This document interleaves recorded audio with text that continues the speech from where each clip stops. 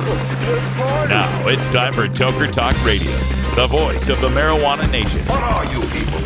On dope? Where you can toke. I inhale frequently. Or you can talk. I experimented with marijuana and didn't inhale. Or you can toke and talk. 10 federal criminal penalties for possession of up to 1 ounce of marijuana. While we talk about toke on Toker Talk Radio. So, by the way, when it comes to pot, if you're 40 years old, you live in a log cabin in Oregon, you got 12 giant pot plants in your backyard, have a ball. Live from beautiful Portland, Oregon at Rolla J Studios.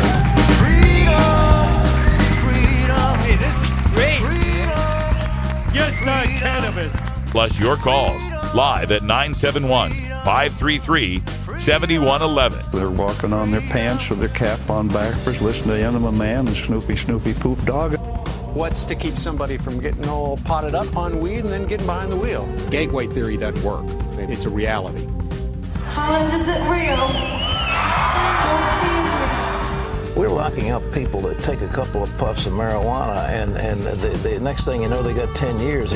And now, here's your host, the guru of ganja graphics, the sultan of sativa statistics, and the worst nightmare of a reefer mad prohibitionist. A polite, perspicacious, productive pothead with a propensity for PowerPoint. Radical Russ Belville. Pod 2.0. It's not your father's Woodstock weed. This is the Russ Belville Show on CannabisRadio.com. Welcome back, everybody. We are live in Vancouver, British Columbia at the International Cannabis Business Conference, and I thought it would be nice to talk to a Vancouver native, maybe get the feel of this great city, and I found a really good one. It's a fellow by the name of Tommy Chong. Did I get that correct? Yeah, that's right. Fantastic. Tommy Chong, yeah. Thanks for being here, Tommy. Great to have you back on the show. Thank you. Great to be back in Vancouver. And got to be pretty excited about what's happening in California and all around the U.S. and here in Canada as far as legalization goes. Yeah, we're slowly getting there. Yeah. How do you feel about the prospects of passing in California? Man, it's happening. Yeah. Well, you get Trudeau in power. That's a good sign. Yeah. Get rid of Harper and all that Bush after smell. No kidding. And now we're going to be prosperous again. Yeah. And how are your various business ventures going? I know you got the Chong Bongs, you got the rolling papers and such. They're all helping support my starving kids. They're my kids, but still, it's it's all going good. Yeah. I'm just glad that I'm still physically able to still enjoy it. No kidding. I know your time is very limited here. You've got your keynote that you're about to go up and do. What are some of the things you want to leave our listeners with as far as this experience? I just want everybody to be as happy as I am, and if I can get everybody just a tenth as happy as I've been with my life, then I'll be satisfied. That's fantastic. Well, Tommy, I know you got to go. You got to get to that keynote. Enjoy the expo. Thanks for stopping by and talking to us. Pleasure, man. Good luck with everything. I'll come back when I got more time. All right, I'll be here tomorrow. So okay. If you're here, we'll be see here. you. All right, thanks, Tommy. Thanks so much. Yes, having a great time here at the International Cannabis Business Conference. It's the amazing people that you get to meet and talk to here. There are a few more around that we'll get a chance to talk to. Steve Bloom now is appeared in the room here. He's getting Tommy out to the keynote. Steve will be interviewing Tommy Chong, and we've got another great guy here we could talk to, the legendary reggae artist Rocker T. Rocker T, welcome back. How you doing? What's up, Russ? How you doing, man? I'm doing great. That's fantastic. Passing through. Yeah. Yes, we've gotten to see each other a few times at these events that Alex puts on, and I've gotten to see your performances. They've been great. Tell us about tonight. Tell us about your feelings here in Canada and just generally how legalization is taking over. I love being in Vancouver. I haven't been here in 3 years. Yeah? And I had a great time then. I'm having a great time now. I just went out for the whole day. Just having a ball. It's kind of stormy today, though. Yeah, well, I waited for the rain to settle, and I wasn't too worried about that. I don't mind the weather. Yeah. It's nice here, real nice here, and the folks are super, super kind and just have a good time. And it just got me really charged. Yeah. Really charged up for tonight. Absolutely. You know, I mean, you're OG. You go way back as far as being a supporter, a supporter of cannabis and its legalization. And how does it feel that now that like the rest of the world's coming around to this? And do you worry that maybe they're not getting the full cultural or spiritual aspects right? Yeah. Sometimes I do like check on how we were doing it no matter what was done to us in return, and it's much more comfortable for folks. So I think that I don't think it's left out in any way, but I think that some folks maybe just kind of jump past the real roots of the actual, even the plant itself, that it's a mystical plant that kind of reached out, I think, to us more than we like put our print on it, and it continues to do so. It's still healing us, it's still helping us in so many ways. So I think that's just, it's important to remind people of those kind of things, and the roots of the struggle as well. Yeah. That the struggle of the Rastafarians, the Indians who came west from India, and the Rastafarians in Jamaica, and then the struggle with the Mexican people in the Southwest as well. And the natives and like indigenous people, indigenous plants, right? Right. So I won't stop reminding folks. I keep it positive. It's always quite telling how the natural entheogens used by indigenous peoples are the ones that became criminalized, but the pharmaceutical synthetic preparations made by corporations run by white folks, those are just fine. Right. Oh, yeah. It's just that thing that be going on. Like, yeah. So we, my family and I, we keep old ways alive. We keep ancestral ways and practices and memories, and we keep the story going. So what's happening lately with your musical career? Are there any new albums or any collaborations? Yeah, I put out a new album in June, The Return of the True Ganja Man. Excellent. The 20-year anniversary of the original True Ganja Man track. Oh, yeah. Yeah. That's fantastic. Love that track. And I've collaborated with Gappy Ranks again, collaborated with President Brown this time. Yeah. A bunch of people, Skip Wicked, Mama T from Hawaii. Made a song with Mr. Williams and Michael Rose from Black Uhuru. Oh, yeah? And that is doing very well. So, folks, for the listeners out there... We're going to be performing tonight at the Studio Records, too. Yes. Some of the new stuff. I'll be definitely dropping some of the new stuff. Oh, looking forward to that. And just real quick, I'm going to put in the background here a little bit of True Ganja Man. True Ganja Man. Yes, I. Oops, wrong one there. Tune right there. Kind of sent me on a worldwide journey. When that tune came out, I started traveling everywhere. Yeah. Actually, I can't get that track to start, so we'll have to hold off on that. But yeah, it's amazing the changes that are happening, and to me, part of this that's so wonderful is the embrace of these. I don't know, I would call it hippie, but this ethos from the 60s and 70s that was about sustainability and ecological, understanding and recycling and all that. So to me, it's the marijuana part of it, the ganja part, cannabis part is part of a bigger cycle that we're starting to experience. Do you think? Yeah, I think that's like a normal part of someone's everyday thing in their jar on their table. Yeah. Right on. So you got the performance coming up. That's like a regular thing. It's to me, it's always been so like incredible that it's so demonized. Yeah. And it's like normal thing for so many people for how many thousands of years. Yeah. It's just normal. Do you think that you stay healthy and you stay calm and less violence and all kind of things. So yeah. Do you think that legalization and the change in the culture and the mainstream acceptance takes anything away from our culture, or because I have some people that are like, yeah, but in the old days, when it's illegal, everybody has to share and everybody has to be concerned with each other and watch each other's back. Where when it's legal, maybe people separate more and don't have as much community. Do you worry about that? Well, we just got to keep sharing. Yeah. You know, I share, and I know a lot of people who share. So yeah, sharing means caring. Yeah, so I think that's the way to negate any worry about that. Yeah. Is to just make sure that sharing doesn't cease, you know? Yeah, right on. So if the people listening out there want to find your music or get in touch with you online, do you have any contact for them? Easiest way is Instagram, Rocker TEE, ROCKERTEE. Right on. On Instagram. I'm on SoundCloud, Rocker-T on SoundCloud. And I have a Bandcamp also, Rocker-T. All right. It's on Bandcamp.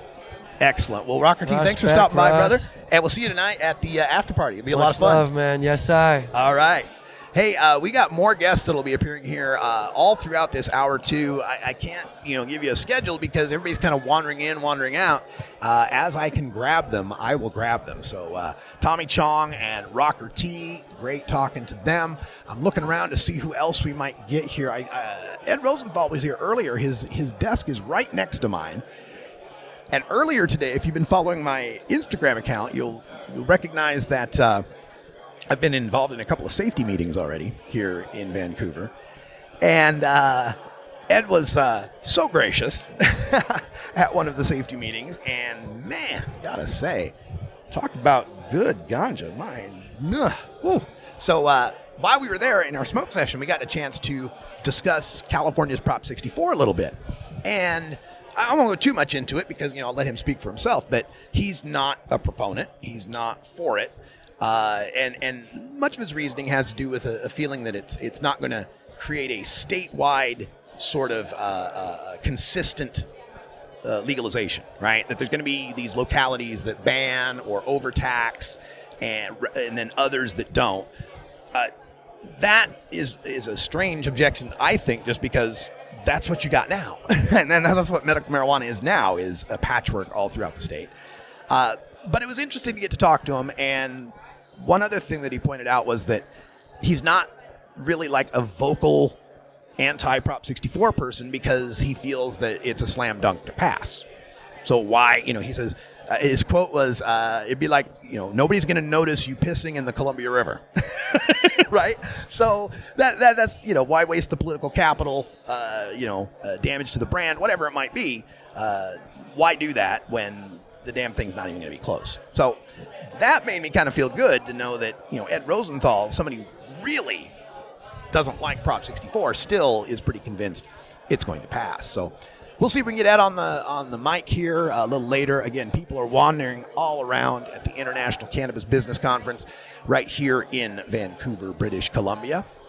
We've got also Joy Beckerman is here, Hemp Ace International, one of the nation's leading experts on industrial hemp, hempcrete, building materials, and so forth. She is around. We'll see if we can get her on the mic as well. We've also got our live phone line open. If you've got any comments, questions, concerns, topics, anything you want to talk about, our phone line is 650-LEGAL-MJ. That's 650-534-2565 for your legal MJ here. And we will get to that.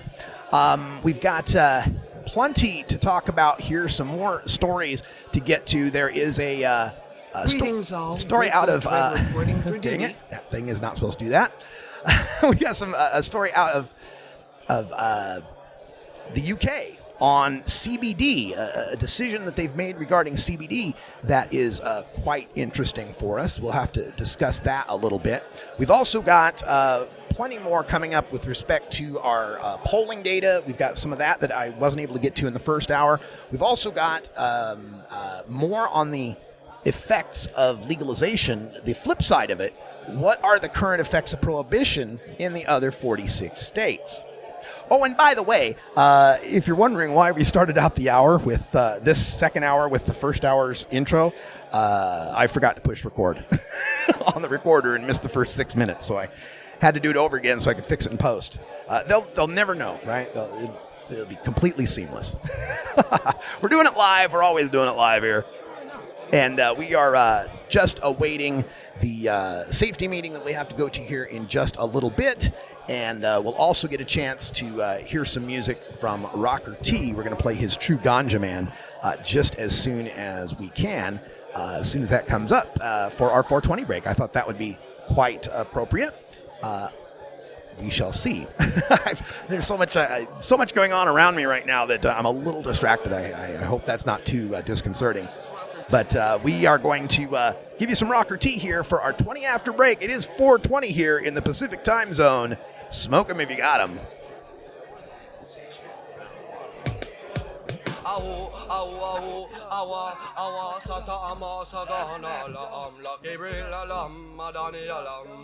Me chant, oh, says I fear Babylon. Tell them say I'm a true ganja man. No, me no fear Babylon. Tell them say I'm a true ganja man. Take a look in Genesis and me say book number 1. Can make the herb seed for the human. It start way back on from creation. That was the time when the weed come from. So can make the herb give it unto Adam. That man they lose, that's how make it find Abraham. Old man Moses climb on Zion. How will they find the seed in the grave of Solomon? Fireman know it is a weed of wisdom. Some communion for inspiration. I know they want to take me chalice out of me and them fight against long time tradition. Babylon is a man with wicked intention. All Babylon they mean a malfunction. A Rasta man is a conscious man. Plant a seed and start a weed revolution, man. Oh, says I fear Babylon. Tell them say I'm a true ganja man. No, me no fear Babylon. Tell them say I'm a true ganja man. They find the cure for cancer in a Maviana. And if you sick and you no fit, you want feeling the chalwa. Gabriel alamla, Sata amasagana. Peace and love, give thanks and praise before you burn the ganja. And that is the blessing from Almighty Jaja. And who bring the message, the liquor rocker. Me born and me grow as a New Yorker. But when me go round the world, they say me from America. Look in me left pocket, find a bag of ganja. Look in the same pocket and find me lighter. Look in the next pocket, $1.25. Bring me a orange juice, some too high for liquor. But you men got the boom type of sense in me on. If you have a little hash and mix it together, you pass me the herb and the Dutch master. I wake up on the sense in me up on the street corner. So oh, says I fear Babylon. Tell them say I'm a true ganja man. No, me no fear Babylon. Tell them say I'm a true ganja man. Me talking some roots rock and reality. And up on the mic now the one rockety. Me born and me grow in a New York City. Me come fit it's the people, love and unity. It's every type of man them we smoke sense. The young and the middle and the elderly. The rich man and the man we living in a poverty. Some them are belly full and some them are hungry. So when we get together in a we community, we take a one jar for your love with family. And pass it round the cipher 1, 2, 3 degrees. I know you got to bless that. You want it done properly. The healing of the nation certainly. You light it and you pass it and you feel highway. Some them a follow me, some them a disagree. Nobody could have ever take away my sensity. Oh, says I fear Babylon. Tell them say I'm a true ganja man. No, me no fear Babylon. Tell them say I'm a true ganja man. Oh, says I fear Babylon. Tell them say I'm a true ganja man. No, me no fear Babylon. Tell them say I'm a true ganja man. Awo, awo, awa, awa. It's gonna be the masagan, sata amasagan, ala amlak, madani halam, me chant. Oh, says I fear Babylon. Tell them say I'm a true ganja man. No, me no fear Babylon. Tell them say I'm a true ganja man. Come on, oh, says I fear Babylon. Tell them say I'm a true ganja man. No, me no fear Babylon. Tell them say I'm a true ganja man. Come on, oh, says I fear Babylon. Tell them say I'm a true ganja man. No, me no fear Babylon. Tell them say I'm a true ganja man. Come on, oh, says I fear Babylon. Tell them say I'm a true ganja man.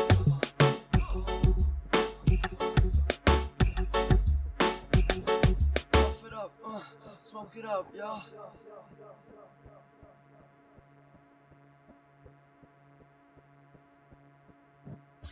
Being green is good.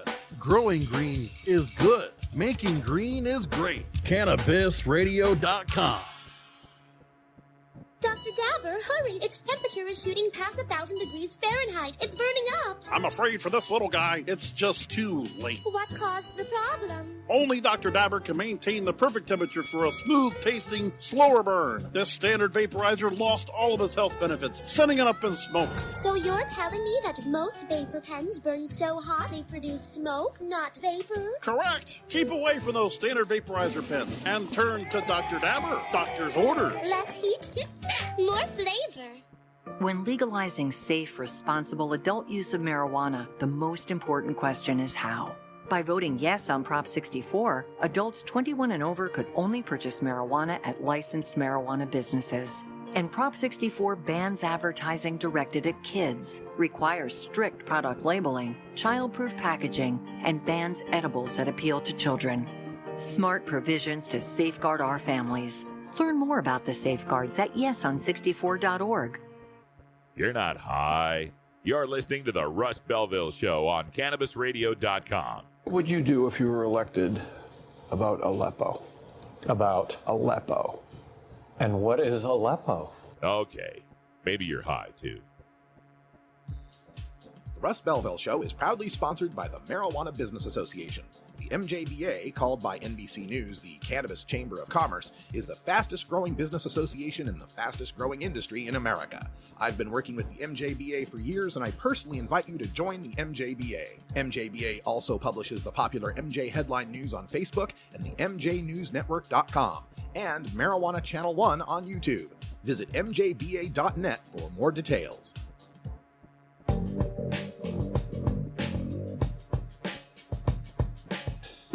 Warning, hits taken on this show are larger than they appear. Do not try this at home. These people are professionals. Or at least they pay me to say that. This is Dan Michaels from danmichaelsaudio.com, and you're listening to Radical Russ on CannabisRadio.com.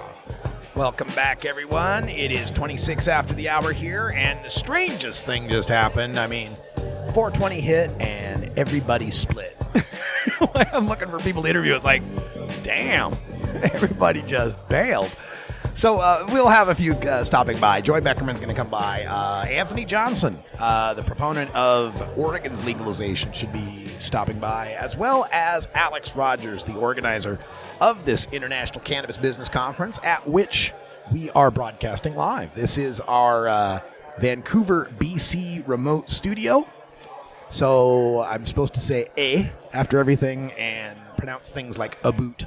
So I think that's the way it works. Earlier in the show, I was talking about the new Drug Policy Alliance report that's out. This is the one that is pointing out all of the results of legalization. You know, the fact that youth use has remained steady, didn't all increase. Arrests have declined dramatically.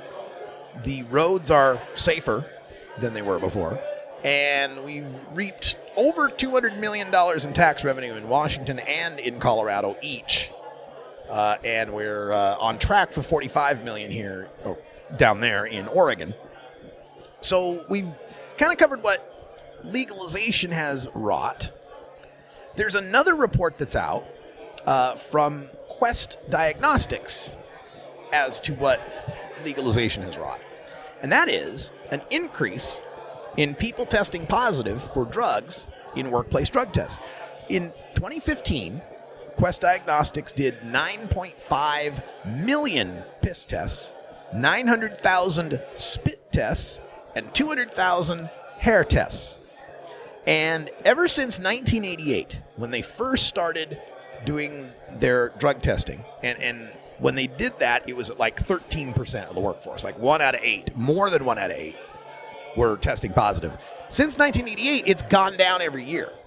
Consistently gone down every year, except for 2013, 2014, 2015. Since 2012, the rate has slowly been creeping up. So, according to Quest, this rate of positive drug tests is now a 10-year high. And the oral drug testing results, this is the spit test, right?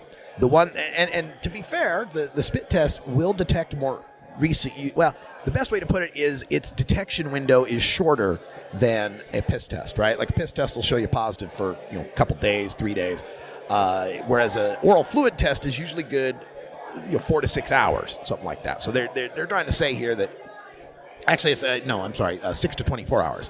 So they're trying to say, well, this is showing more recent use. And that's increased 47% over the past 3 years, from 6.7% in 2013 to 9.1% in 2015. And according to Quest, the increase was, quote, largely driven by double-digit increases in marijuana positivity.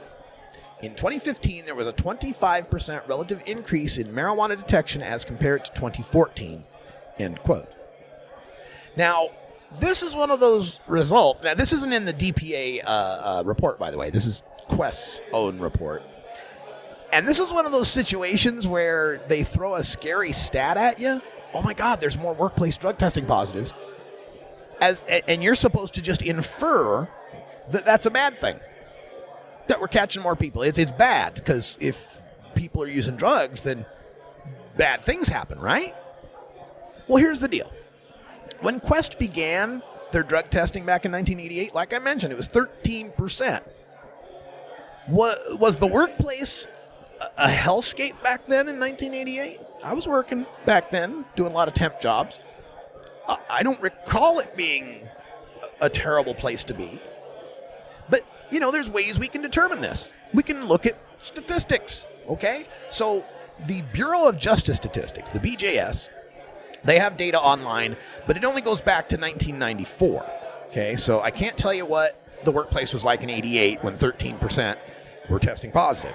But in 94, they were detecting about twice the positives in urine tests than they're detecting today. It's like 3.5% today, and it was like about 7% then, roughly. So back then, if you look at the BJS statistics, there was an 8.4% illness and injury rate. 8.4%. Now, the drug test positives and the illness injury rate over time since 1994 have declined every year. Okay, so both drug testing and injuries and illnesses in the workplace both have declined. And so the proponents of drug testing will point at that and say, well, see, the more we drug tested, the fewer people were positive, the more the injuries and illnesses went down. Therefore, drug testing must be a good thing, because if we don't drug test, oh my God, we'll have more illness and injury. Here's the problem. The illness and injury rate in 2012 was 3.4%, and that's down from that 8.4% in 1994, right? Went way down. But as the drug test positives over the past 3 years have increased, the illness and injury rate has continued to decline. It's now down to 3.2%. So you can't claim a correlation means anything when both of them are going down, but if both of them don't go back up, you've got a problem, right? So that's one of those problems with those drug testing numbers. Similarly, when you look at the workplace fatalities, they've continued to decrease. Labor productivities continue to increase. Traffic fatalities have continued to decrease. So what's the problem? Remember, detecting whether workers use drugs, and keep in mind, most of these positives are for marijuana that's detectable long after you're not high. Detecting whether or not they're using drugs is as meaningful as identifying how many workers like science fiction, until you can demonstrate there's a causal relationship between the increased drug use and any sort of increased harm, and we haven't seen it. This downward trend that happened of the drug test positives wasn't so much workers were stopped taking drugs, it's that they learned how to beat drug tests, and they stopped taking drugs before them. This latest uptrend is workers in legal states being discriminated against for their use of a legal substance, busted by a test that only proves that they used a legal substance. So we'll keep a monitor on that for you. All right, we got a guest joining us here at the desk. Ian, from, what's the company again? Live well and light in health. Live well, that's right. Thanks for being here, man. You just got done here at the International Cannabis Business Conference on an activism panel. Kind of give us a rundown. What was learned today? Oh, it was great. And before I answer that, Russ, I want to thank you for your tireless advocacy supporting all the legalization campaigns against all of the excuses for people to not vote for ending prohibition. Yeah. So I've been silently admiring what you've been doing, and I just want to take the opportunity to thank you for it. Well, thank you. I appreciate that. It was a great panel, learning a lot about Canada, and basically that they wanted. I was there with Aaron Smith, the executive director of NCIA, which I'm also a board member of NCIA, and we were sort of the Americans on the panel. So we were fielding a lot of questions about our regulations and the state of our state laws and do's and don'ts and what Canada would be potentially looking to model things after. It wasn't a ton of advocacy, really outside of the question of, I mean, it was general, it was more business than advocacy, to be frank. But, you know, we did get a real good couple of advocacy questions about our prisoners coming home and about Native American rights. But yeah, it was really entertaining. I enjoyed it a lot. It's interesting having to watch Canada trying to do this nationally while we are doing it piecemeal, state by state. They're about to leap ahead of us by quantumly. I mean, it's you know, and you know this, my feeling is that our biggest issue right now in the States, that the biggest barriers that we have that were intentionally placed in front of us to ending prohibition are IRS Code 280E and the ban on banking. And they're going to leapfrog all that. And they're going to, our checkerboard quilt of laws and interstate commerce where we can't go over state lines. I mean, eventually we need to end prohibition on the federal level, and they're going to do it. And it's going to open up investment. Somebody from the audience said there's over $200 million in investment capital from the states coming into Canada, you know, which we're not that attractive as businesses for in that type of investment, because while our EBITDA looks great, when you factor in our profits, revenue is not profit, and when you factor in our profits after we pay our taxes, federal and then state and then cost of compliance, we're just not very profitable. Right? We're one of the larger companies personally, but we have the honor of sending the most money to the IRS. Yeah. So they're going to leapfrog all that. They're going to set up a regulated system. So maybe actually they can become a model for us. That would be nice to see. There were some, you know, in the news today, I covered a couple of things, or a story coming out of Ottawa, where one of the health ministers was saying there ought to be a minimum legal age of 25 in Canada for cannabis. The doctors kind of said, yeah, but that would be unrealistic. Maybe it should be 21, and maybe we should have THC potency limits or purchase limits. I mean, so maybe there's some good coming out of Canada, but those kind of things sound frightening to me. Well, we're 100% opposed to potency caps. We successfully just beat it back in Colorado, which would have been an extreme 16% THC cap. Ohio medical marijuana law has instituted potency caps, so we'll see how that rolls out. But they're at 70% for concentrates and 35% for flower, so it's not overtly onerous. Yeah. But I just don't like having the concept in the law, because it's easier to change a number. You know, it's easier to change a number in a law than institute a new concept into a law, right? Right. So that makes me a little nervous. We'll see how that plays out. That's, to my knowledge, that's the only state that's done that.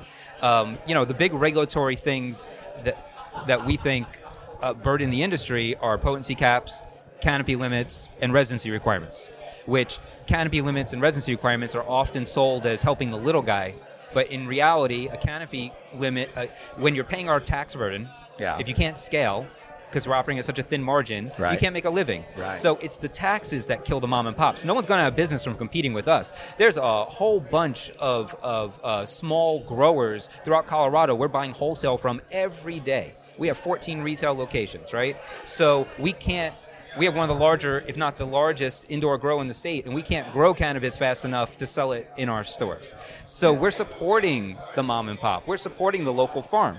And when you institute a canopy limit, it limits your ability to scale. When you limit a residency requirement, it doesn't keep the big players out. It keeps the funders out. Right. Right. And so those are the main concerns that we've got as we continue to develop legalization plans. One of the big concerns I hear from some critics of Prop 64 is the addition of taxes, especially if they're paid by medical consumers. And my rebuttal is always, yeah, but look at the price decrease you get. What are your prices going for in Colorado? I know they've gone down quite a bit. We're wholesaling at like $1,000 a pound. Yeah. Yeah. So once we remove these regulatory burdens, take away canopy limits and things like that, how low can it go? Well, so it's a great question. At the end of the day, cannabis is a commodity, and it's going to be like every commodity, and the massive profit margins that exist in the criminal market are because it's in the criminal market. So it is inevitable that when you take something and put it into a legal regulated system, quality is going to go up and price is going to go down. We test all of our cannabis, right? Yeah. So, it's hard to call something medicine when you're not testing it and people are drenching it in pesticides and all that other stuff. Yeah. So, since I started working on the advocacy side in 2003, I have always been a supporter of a legal, regulated, compliant system. I was out there for legalization campaigns way before it was safe or popular. And this is the way we have to go. This is, when you take a look in the big picture, the amount of progress we've had over the last 20 years is amazing. Yeah. Where we came from, right? Absolutely. With all the barriers put in our way. So, we are a believer. When I started MPP, we were a believer of incrementalism. That we would say what we needed were wins and momentum, and we need more people exposed to people using cannabis. So that's why we focused on medical, and we would draft those initiatives based on the polling for as much as we can get away with, but the focus was on the wins. Right. The best illustration of that is that we drafted Michigan and Arizona at the exact same time. Michigan was a grow-your-own law. Arizona was a dispensary-only law. Yeah. Because that's what the polling said could pass. Right. Because Grow Your Own would have killed the Arizona ballot initiative, which barely passed. Right, 50.13%. And dispensaries would have killed we got 63%, and we won 83 out of 83 counties, so I don't know if it would have killed the Michigan initiative. Yeah. But the opponents saw the same polling we did, because their name of their pot shop, the name of their website was nopotshops.com, even though we didn't allow any dispensaries in the law. Right. So, what we did was we focused on, I think wisely, lining up wins and knocking down states, and then once you get something passed, it's much easier to reform an existing law to pass in the first place. Right. I've often said that it's a lot easier for patients and citizens to expand their rights than for criminals to gain them.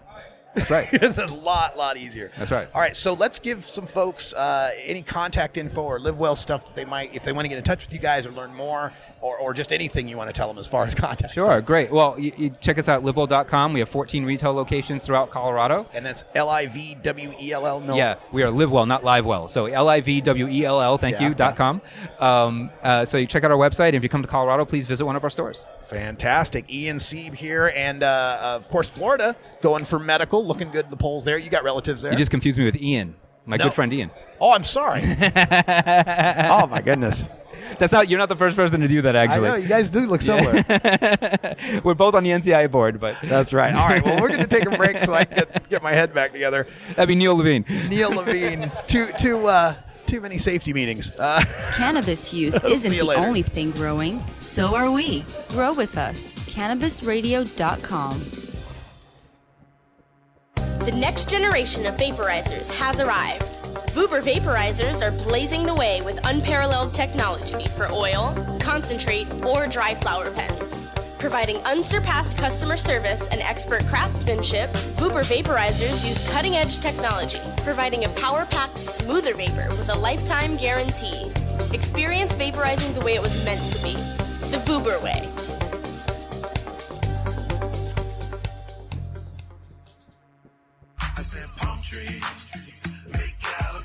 Yo, it's your boy TJ, Trinidad James. You're listening to Dr. Bina on Cannabis Confidential.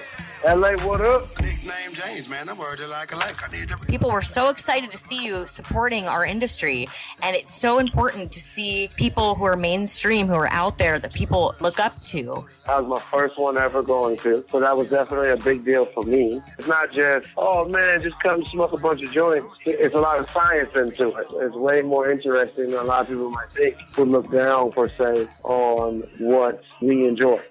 Cannabis Confidential, only on CannabisRadio.com.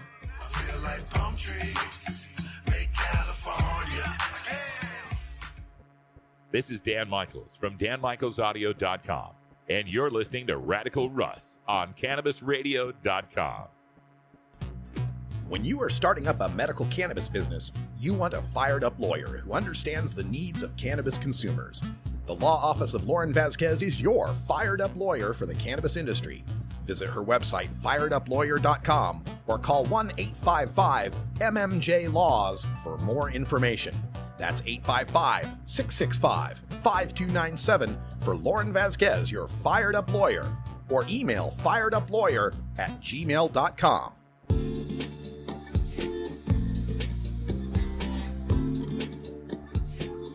Most of us pirates, we go on vacation to North Dakota, you know, because they've got a town called Argosville. What are you smoking there, boy? This is Dan Michaels from DanMichaelsAudio.com, and you're listening to Radical Russ on CannabisRadio.com. Welcome back, everybody. My apologies to Neal Levine, my previous guest, who I confused with Ian Sieb, which is not hard to do. They're both board members of the National Cannabis Industry Association, so I was already thinking NCIA. Neal is with Livewell in Colorado, and Ian is with Denver Relief in Colorado. So, I put the link in the chat room to the board, NCIA board page. Check their pictures. They look somewhat alike. It's just, although Neal's got glasses, so that's how I'll remember it from now on. Neal's got glasses. Oh, we're having a good time. We're live at the International Cannabis Business Conference here in Vancouver, British Columbia. Got another 15 minutes here before we close up shop. And we're headed out to the after party tonight where Rocker T will be performing. That's going to be a lot of fun. And we'll get a lot of photos for you and maybe some Facebook Lives, maybe some videos, something like that. But make sure you're following me at Radical Russ on Twitter, Facebook, Instagram, SoundCloud, YouTube, and Pinterest to get all my latest tweets and posts and videos and pictures and data and details. It'll be a lot of fun. All right, so Neal mentioned how I've been battling the opponents of legalization who happen to smoke pot. And my latest piece on hightimes.com, part one of it was released on Tuesday. Part two will be released on tomorrow, Friday. And it's my top 10 no on Prop 64 myths that I'm debunking. And I've had, there's a few people who are like regulars on the internet that troll my posts like this from California. One's named Letitia Pepper. We've talked about her. But another guy is named J. Craig Canada. J. Craig Canada has been following me around for quite a long time and hates me. And he responded in the comments on the High Times piece about this medical marijuana, or this Prop 64. And, of course, it's all couched in the language of, my God, what about the patients? How dare you tax the patients? Oh, it's evil, evil, evil, right? It's all couched in that kind of stuff. And also complaining about my analysis of this crackpot legal theory, this Hail Mary pass that these people are hanging their hat on. They're basically basing this rejection of marijuana legalization, put a monkey wrench into the international decriminalization, international end of not just marijuana reform, marijuana prohibition, but all drug prohibition. And we should do that because of this extremely tenuous legal theory. So he's been in the comments responding to it, and I keep trying to point out how this theory doesn't work. It just doesn't work. So in one of the posts, it points out that, there's all these, in California, they passed these laws that are collectively called MCRSA, the Medical Cannabis Regulation and Safety Act, that consisted of 3 bills. Now, one of them was AB 266, Assembly Bill 266. And what this did is added a sunset clause to the collectives and cooperatives that were established by SB 420. SB 420 was a bill that set up the rules for collectives, cooperatives, established limits on patients' medicine. It wasn't limits so much as defaults on how much medicine a patient can have and so forth. So they passed this when they had the sunset clause on what SB 420 does. Okay, so keep that in mind. And then there was also what's the other one? The SB or Assembly Bill. Gotta scroll down a bit. 420, SB 420, that was found to be in conflict with Prop 215, the medical marijuana law in California. And part of what makes this theory tick is that the initiatives that are passed by the people in the state of California cannot be amended or altered by the legislature. Only the people can vote a new initiative to be able to alter an existing initiative that's been passed, right? So the idea here is that the MCRSA laws that have been passed are somehow invalid, somehow incompatible with the rights granted by Prop 215, because these MCRSA laws get rid of these collectives and cooperatives.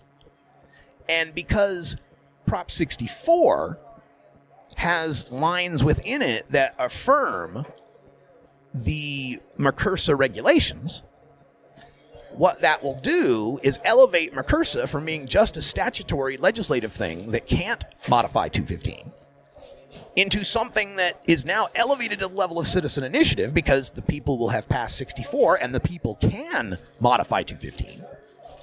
So that if you pass Prop 64, you've wiped out your chance to eliminate the MCRSA that eliminates the collectives and cooperatives because it violates Prop 215. That's the argument. That's the theory.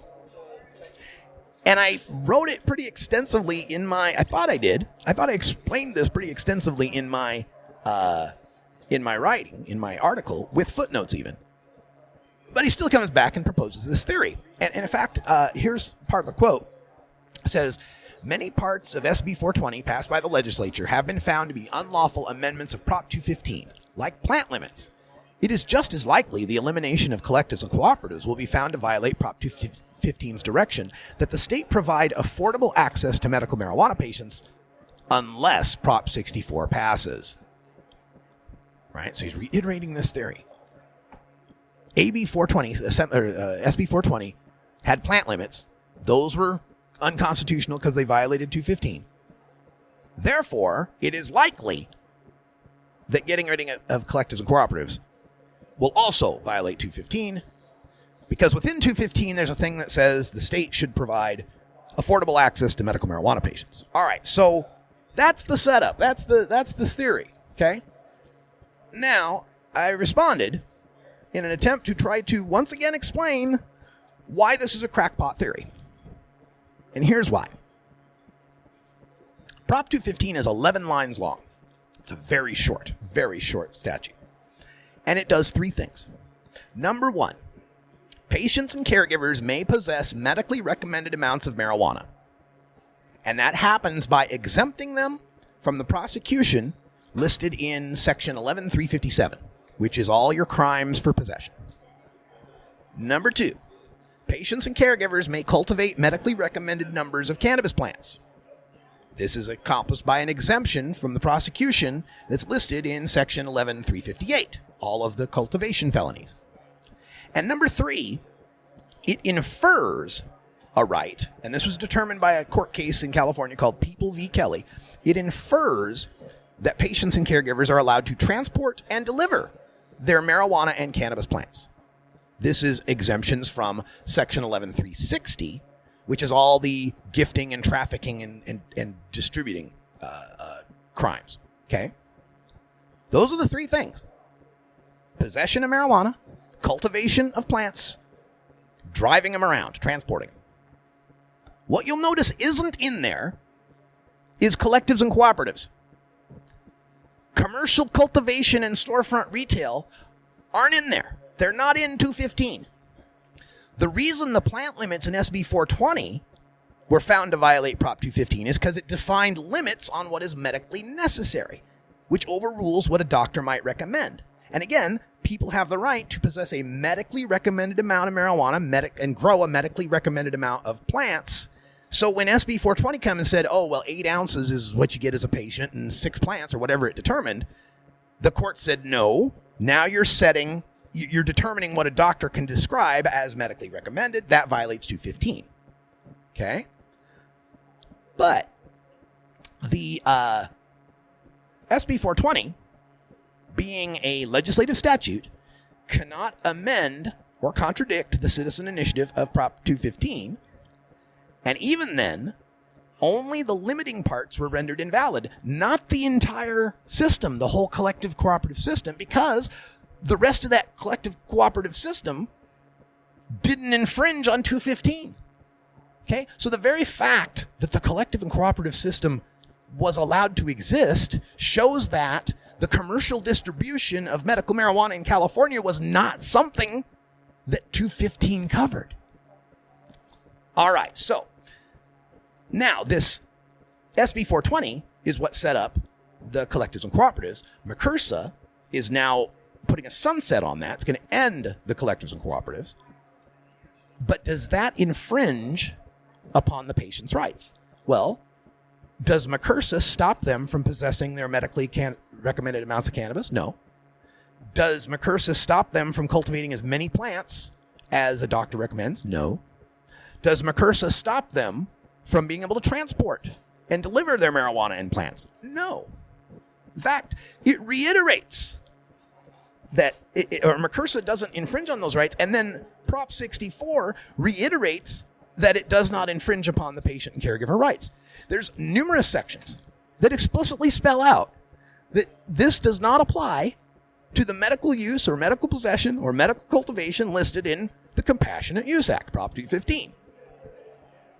So the point would be that you're asking people to reject legalization of marijuana based on a just as likely scenario that rests on one line in Prop 215. Remember he's saying, the state has to provide affordable access?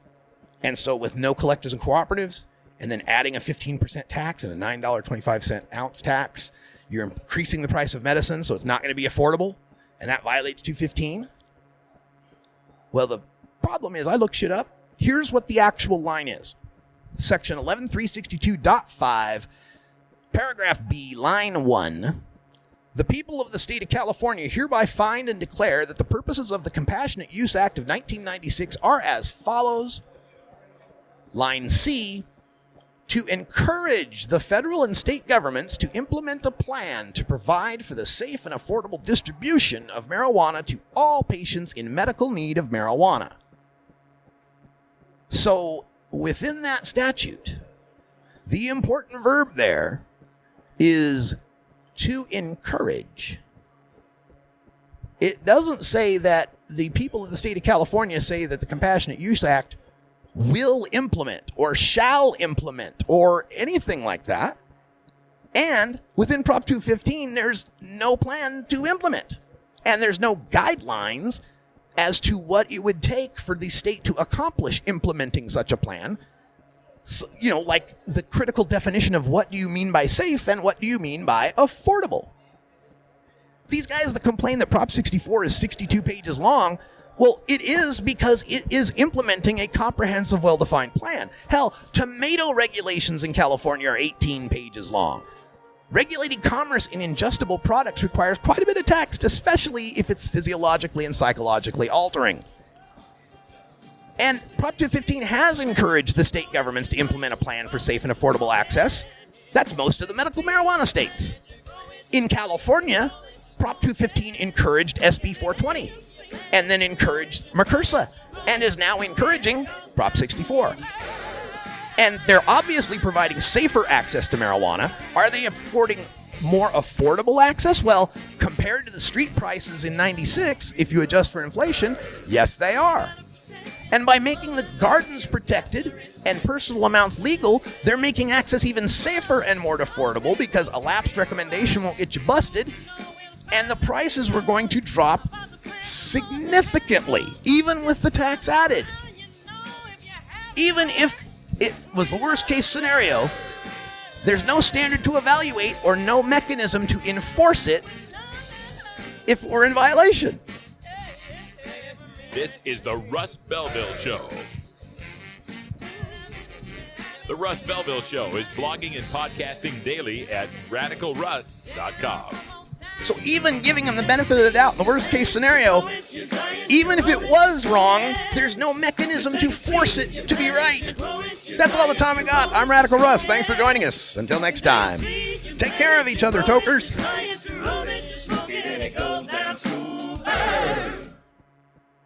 Maui Wowie, Acapulco Gold, California